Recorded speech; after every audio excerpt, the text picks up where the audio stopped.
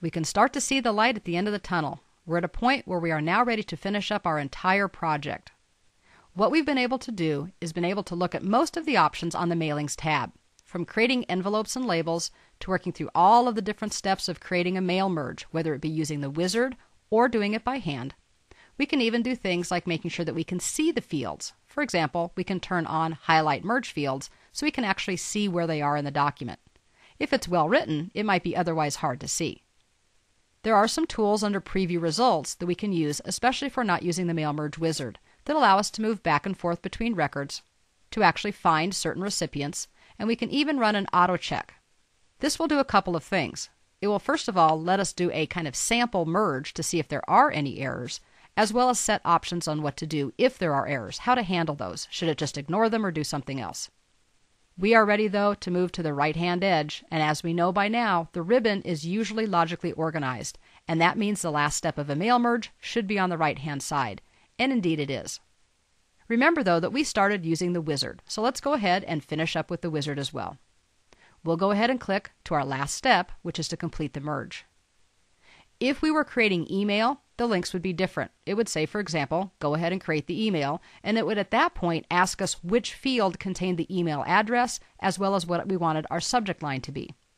We're not doing emails, though. We're actually doing letters. So we have a couple of options. We can send them directly to a printer, or we can edit individual letters. My best practice is to recommend that you always edit individual letters. First of all, when you send them to the printer, that's what's going to happen. They're all going to print out, and even if you've previewed them on screen, you haven't really seen them, so I don't like that option. I always like to choose Edit, even if I don't plan on editing them. First of all, it's going to create a brand new document with all of the letters, one page in this case, for each of my recipients. Secondly, it creates that as a brand new file, so I can save that file if I need it for record-keeping purposes of who actually got the letter. And thirdly, of course, it does create each letter as its own page. So if we wanted to go in and in any way completely customize for maybe a particular customer, client, or vendor, we can do that because at that point it's just a Word document. So let's go ahead and click Edit Individual Letters. It will ask you if you want to do all of your records, the current record, or a range of records. We'll do them all. If you look at the status bar real quickly, you'll see we're on page 1 of 1. But as soon as we say OK, it comes up with our prompt.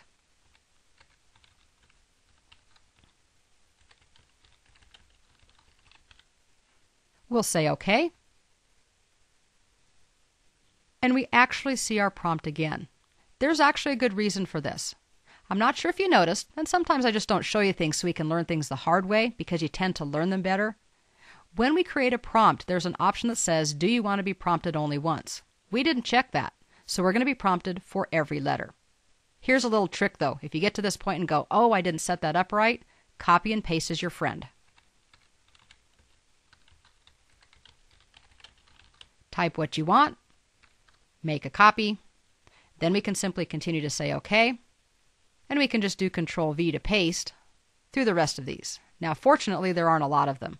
If there were, then I would stop and I'd go back and I'd fix my prompt. Now we can see in our status bar that we're on page 1 of 5, and we should have one letter for each person. Here's the one for Fran, followed by the one for Dolores, followed by the one for Craig, and I think you get the idea of how this works. If you actually look carefully at this page and read it, I think it comes out as being something that looks very personalized. You can't tell that it was done by a mail merge, and that is the key. It takes a little bit of practice to get used to how you can word things so that everything fits and does flow evenly. But that really is the key that I have learned a long time ago about utilizing the power of mail merge to create documents and communications using Word. In many ways, mail merge is similar to a builder who offers 3 or 4 home models to choose from within a subdivision. Yes, each individual home will have some unique features, like paint color or even some of the layout, but in general, they reuse the same core building plan. In Word, mail merge allows us to reuse data content. We can use the same name and address, for example, to send a welcome letter, a thank you letter, or make a folder label. The data source would be the same, and our merge documents would be different. Likewise, in this case, we can reuse this particular merge document with different names of people for different business documents. That gives us the flexibility to work with virtually anything that we might need to do in a business environment. And don't forget, it works for personal stuff as well.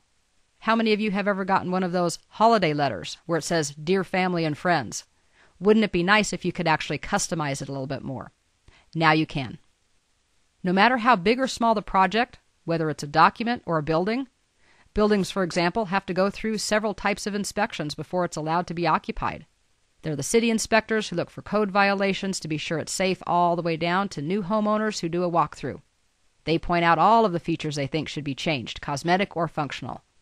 Sometimes our documents don't need collaboration or review or this type of merging, but often, especially in formal environments, they do.